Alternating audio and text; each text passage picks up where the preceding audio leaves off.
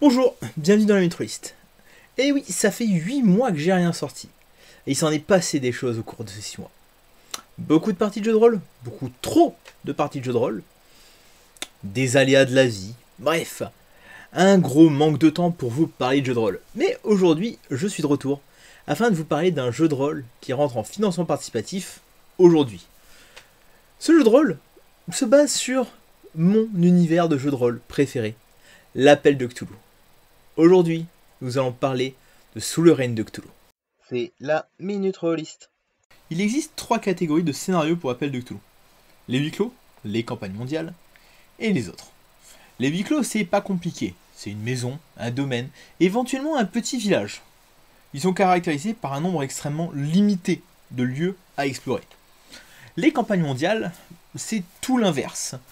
Vous avez plein de pays à explorer, aller d'un endroit A à un endroit B, un endroit C, un endroit D, le plus souvent de manière non linéaire.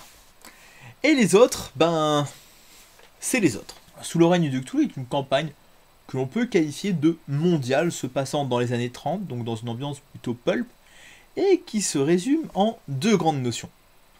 Les grands anciens ont gagné, et le voyage temporel.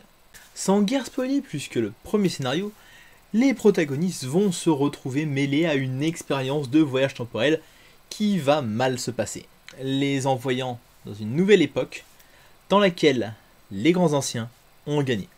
Leur but sera bien entendu de trouver un moyen de réparer tout ça à coup de voyage temporel plus ou moins consenti. Alors dès que j'ai parlé de jeu de rôle et de voyage temporel, je suis sûr que vous avez commencé à paniquer en vous disant le voyage temporel ça peut pas se faire en jeu de rôle, il y a les effets papillons, il y a les paradoxes, ça doit être la merde en plus dans l'univers de l'Appel de Cthulhu. Qu'est-ce que c'est que cette connerie? Alors j'ai envie de vous dire, objectivement c'est un peu ce que je me suis dit la première fois que j'ai entendu parler de ce truc. Et puis j'ai eu l'occasion de le lire. En effet, ça fait quelques années que je suis en contact avec l'auteur depuis que j'ai découvert le projet. Et il m'a permis de lire et relire plusieurs versions de son script. Ça va me permettre de vous en parler en détail. Ou pas. Ah, et ça c'est l'ancienne version de la couverture. La nouvelle ressemblera plutôt à ça. Alors je vous réserve toute mon analyse du voyage temporel pour la partie ce que je pense du jeu. Maintenant, parlons système. Oh putain, ça faisait longtemps. Le jeu utilise le Descartes System, un système maison créé par l'auteur, se basant sur un deck de 25 cartes. Les joueurs piochent plus ou moins de cartes en fonction d'à quel point ils maîtrisent ou non une compétence et gardent la meilleure ou la pire.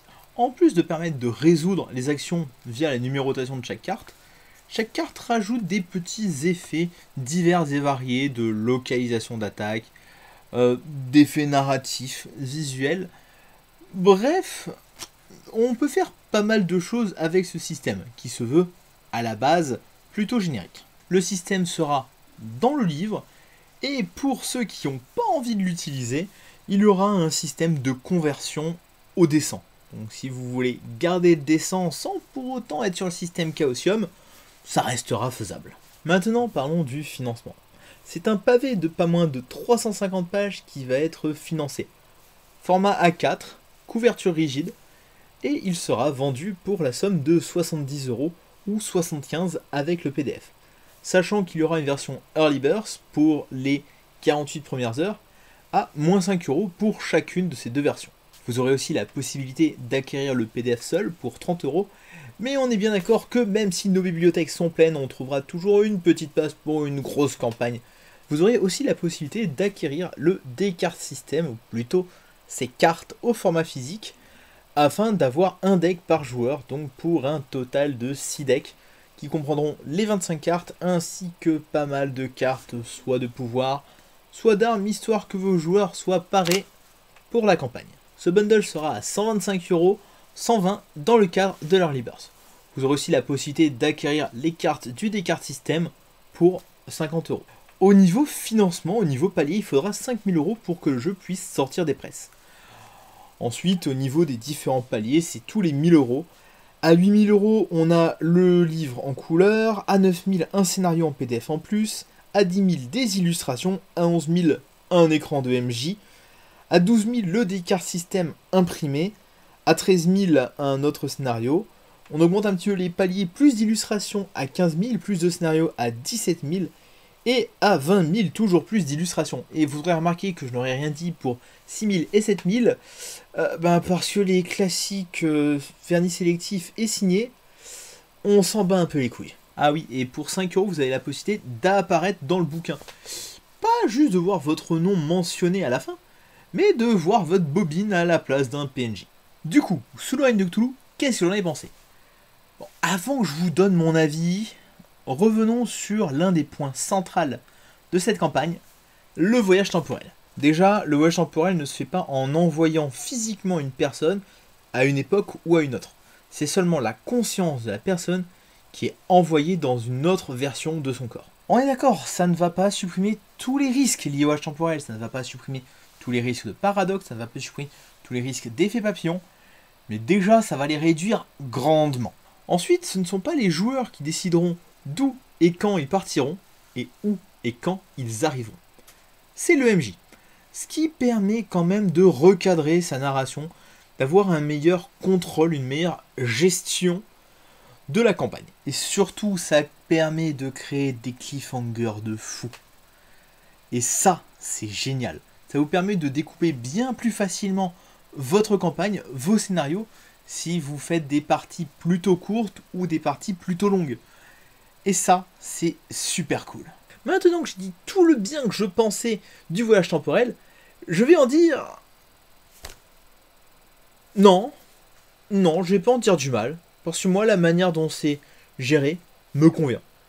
Et au bout d'un moment, si vos joueurs sont pas contents, qu'ils appliquent un petit peu la suspension consentie d'incrédulité, et qu'ils arrêtent de casser les couilles. Pour le coup, je trouve le concept d'explorer la victoire des grands anciens par le prisme d'un Kidam qui a le potentiel d'agir et de réagir vraiment très intéressant.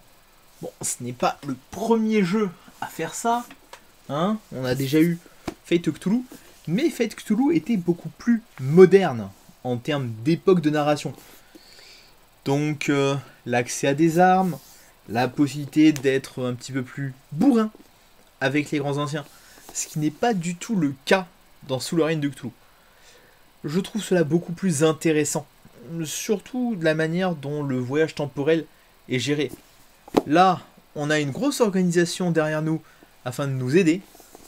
Dans Sous le règne de Cthulhu, vous êtes 5 et vous allez devoir vous démerder.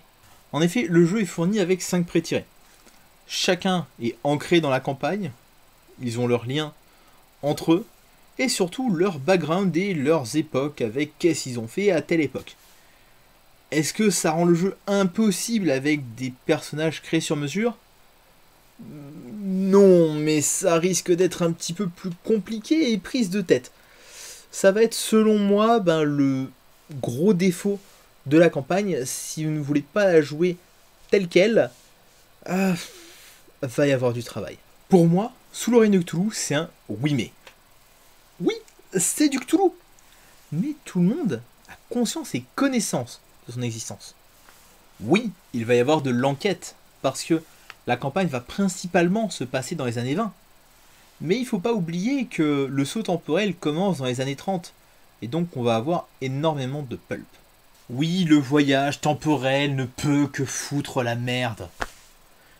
Mais au bout d'un moment, vos joueurs, ce sont pas des débiles mentaux. Ils sont là pour vivre une histoire. Ils sont pas là pour pointer toutes les erreurs possibles et imaginables. Ils sont pas là pour foutre la merde dans une campagne de Cthulhu. Donc, contrat social, vous commencez le scénario 1 en disant « Ok, il y a du voyage temporel, ça se passe comme ça, vous fermez vos gueules, et je vais pas vous dire de pas foutre le bordel, mais le faites pas volontairement, parce que moi j'ai une histoire à raconter, je viens de me farcir 350 pages d'un pavé, alors faites pas chier, et on joue, et on passe un bon moment. » Du coup, si comme moi, vous adorez l'appel de Cthulhu, si comme moi, le voyage temporel, ça vous plaît et ça ne vous dérange pas, et si contrairement à moi, votre table de joueurs, c'est pas des branquignoles qui font n'importe quoi, allez-y. Vous n'hésitez pas, vous pouvez vous le procurer. Et si vos joueurs sont des fouteurs de merde, vous l'achetez quand même, et puis vous trouvez une table de joueurs sérieux afin de pouvoir maîtriser cette campagne qui est top. J'espère que cette vidéo vous a plu, vous connaissez le principe. Likez, commentez, partagez et surtout, n'oubliez pas de vous abonner. J'espère que je vais réussir à reprendre un rythme un petit peu plus acceptable. Mais je pense que la prochaine vidéo sera un mea culpa. Et surtout une explication du pourquoi, pendant les 8 derniers mois, je n'ai rien sorti. La prochaine fois, nous parlerons de roleplay textuel. Ciao.